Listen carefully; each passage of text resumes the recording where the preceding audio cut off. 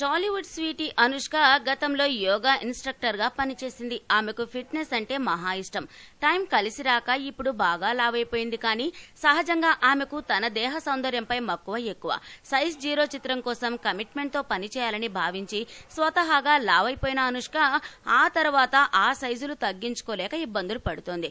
Size 0 తర్వాత బాహుబలి 2, ఇప్పుడు భాగమతి, మధ్యలో సింగం 3, ఓం నమో వెంకటేశాయ చిత్రాల కోసం దాదాపు గ్యాప్ లేకుండా వర్క్ చేసింది అనుష్క. సహజంగా సైజులు తగ్గించుకునేందుకు మధ్యలో చేసిన కొన్ని ప్రయత్నాలు వర్కౌట్ కాలేదు. దీంతో ఇప్పుడు మళ్లీ యోగాపై ఫుల్ ఫోకస్ పెట్టేయాలని ఫిక్స్ అయిందట ఈ భామ. బాహుబలి ది కంక్లూజన్ లో అనుష్క లావుగా కనిపించినా జనాలు బాగానే రిసీవ్ చేసుకున్నారు.